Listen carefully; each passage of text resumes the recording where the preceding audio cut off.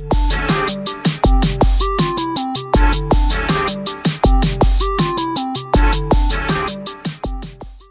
and welcome to the DataPains channel. Today I want to share some reflection on data team setup structures, mainly around having a centralized data team versus having a more kind of a data enabling entity, sort of essentially providing a data product mindset, aka luring into the field around data mesh. Me, in my background, is I worked and I've set up a lot of data platforms. Well, a few of them from scratch. Um, I've also replaced current platforms, maintained them, um, try to find the best balance between speed, business value being met, quality, and overall satisfaction, engineering and business. And this is a very, very tricky and very difficult. And yeah, I want to dig a little bit deeper into that with this video.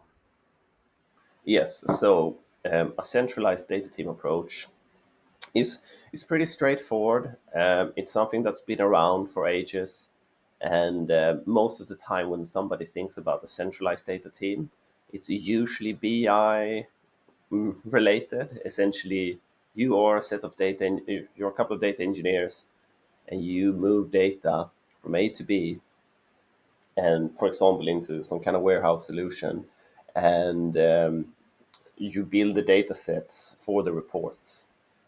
And all the requests, they come to you. So every time the business needs to do something, they have to contact you. You set up the workflow, and you then deliver that. And anyone who's done this know that there can be a lot of communication errors, misunderstanding the business value, um, tons of problems. But equally, it can be very efficient if you have a very specific set of requirements, you know how to solve it and you deliver it, and it gets solved. Okay, perfect.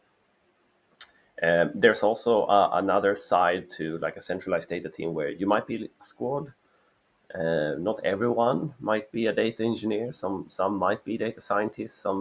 Somebody might be a backend engineer. But essentially, your squad is the sole entity for everything. So similar to if you were only data engineers, everyone will come to you and you set up everything.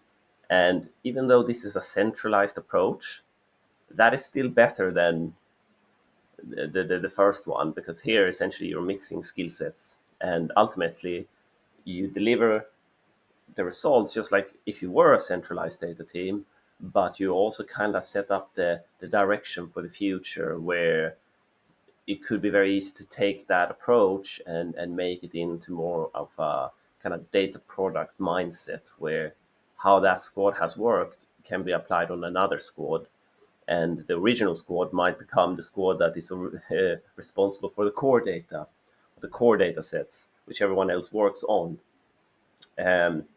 So let's dig into that a little bit. So, in a data product mindset, you make sure that you have multiple different teams or squads, but they all have a data engineering capability.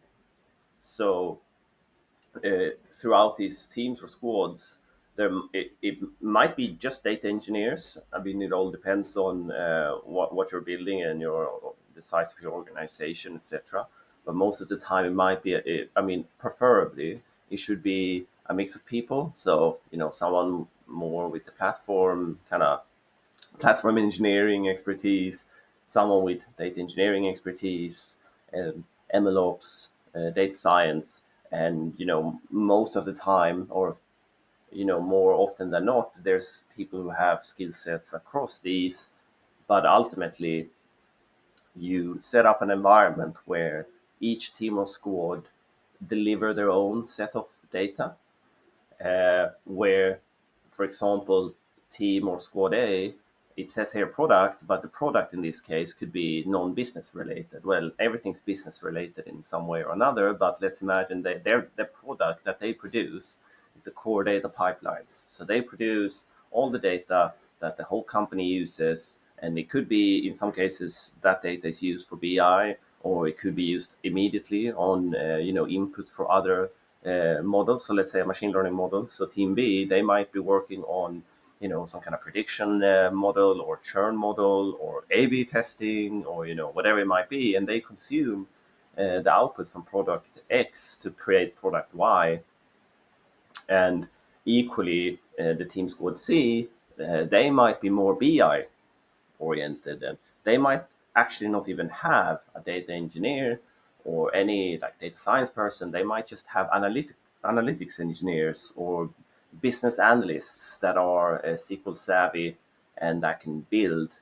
That's, for example, in EBT, they can build their own incremental models. They can design, data marts, all of that traditionally a data engineer would do. But since technology and frameworks are so good now, you can actually let people who have no traditional data engineering experience to build these things, and they might still conversate with squad A and be like, okay, we want to build this. Is this efficient? Is it not?